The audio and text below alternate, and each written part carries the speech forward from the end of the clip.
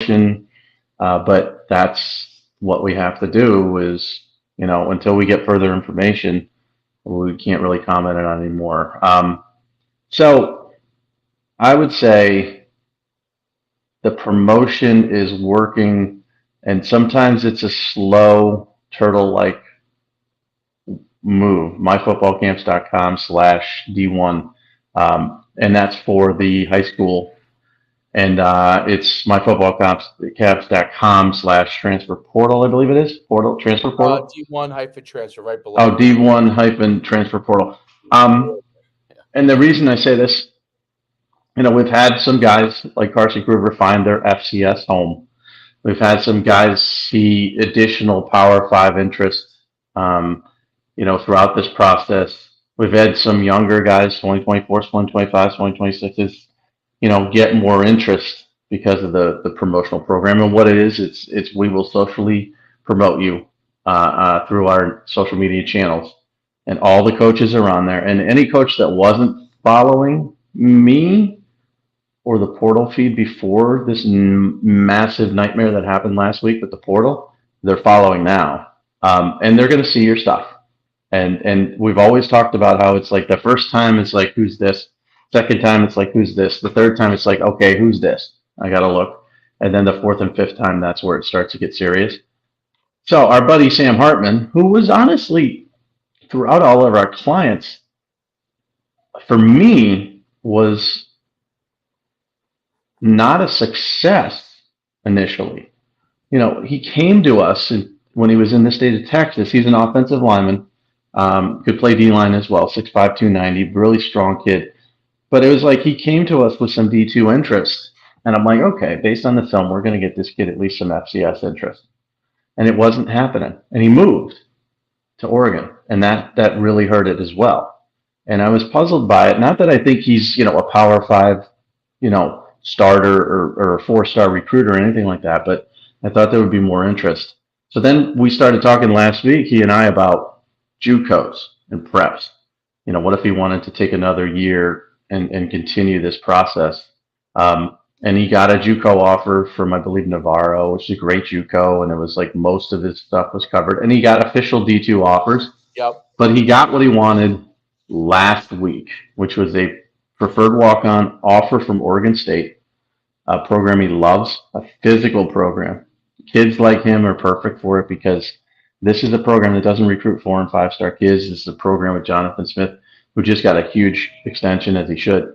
They recruit grinders and hard workers and guys that are overachievers. So now he gets to go there. He gets to, he'll work scout team. He'll work as a preferred walk-on. He'll try to work his way into the depth chart. But worst case scenario for him now, he gets experience there and he falls back to FCS. And you had mentioned off air, Portland State should have offered this kid, and they should have, Yeah. no doubt. And now I think the worst case scenario is if he doesn't work out at Oregon State, he can get that Portland State offer or something similar at an FCS level. So that's a success story, but this one was like, this took a long time. You remember he was one of our guys in the summer. He was one of our first guys, definitely. Yeah.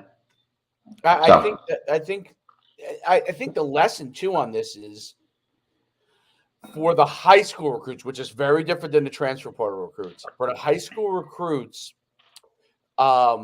it's a persistent, consistent process. And those are the two kind of words I would think: persistent and consistent, meaning the way recruiting is going, because the transfer portal is an immediate thing for the guys in college and they have to like make decisions quick on guys, and the guys who are left back might need help. And that's why we're here to help from that standpoint. But that's all a fast process. Because they have to focus on that and the immediacy of it, the high school football recruiting is more of a grind process. Obviously, the guys who are mega stars, that's a different deal. But even the guys that are Division One or borderline Division One FCS, it's still going to be a grind process.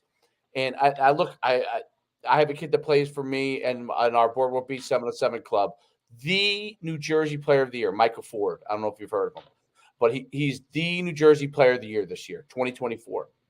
And he was great like all spring, and he was a great player as a sophomore last year. But he only had West Virginia and Maryland offers at the time. Now he's the New Jersey Player of the Year. He rushed for from quarterback, rushed for like 2,500 yards, threw for like 1,500. He's an athlete guy, could play a lot of different positions. He's 6'1", 215, and fast. And now he picked up 2 more offers. He's going to be 20 offer guy. I mean, he's New Jersey Player of the Year. Very rarely he's the number 1 player in New Jersey. Not a 20 offer guy, but he's a 20 offer guy, and he's got all the measurables. And he's going to explode. But a guy like him, as he's literally the New Jersey Player of the Year, it's been a process for him that he's had to go through. So a guy who's probably going to end up with 10 to 20 offers, who's a 2024, still had to go through a process. And the lesson on that is, unless you are automatically slam dunk immediately, meaning you're 6'5" and you're 210, and you're a receiver where they can physically see the tools right away. Those guys pick up offers. Your even Division I players are going to have to go through a little bit of a process, and that's because the world has changed in recruiting. There is the balance of the transfer portal. They're going to offer guys during this December time period, see what happens there.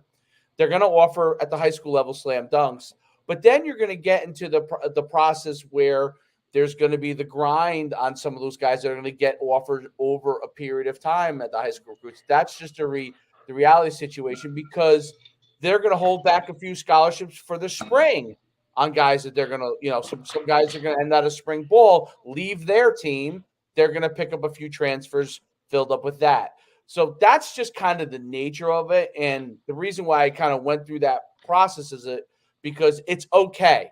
That's one of the things that we want recruits to know. It's okay. And in this world, getting someone that can help over time in the right way, like we're doing with social media promotion, which I think is really the way to go. It's just, that's where everybody is. That's where everybody's going to be.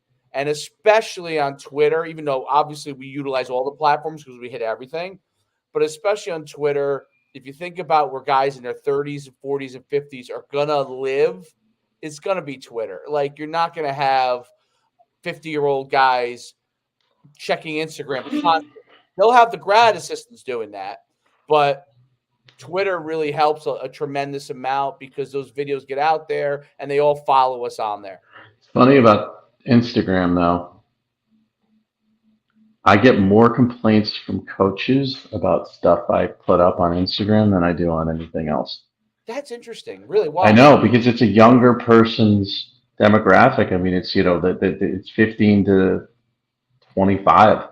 Yeah. So when I put something on Instagram, I feel kind of safe sometimes because I'm like, there's no way a 50-something-year-old head football coach is going to see this.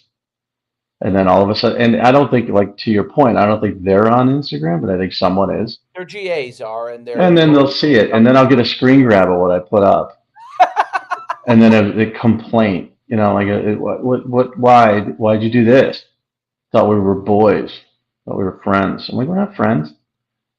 If we were friends, you would have hired me or given me some of your millions of dollars, Mister. Just got a $10 million freaking contract.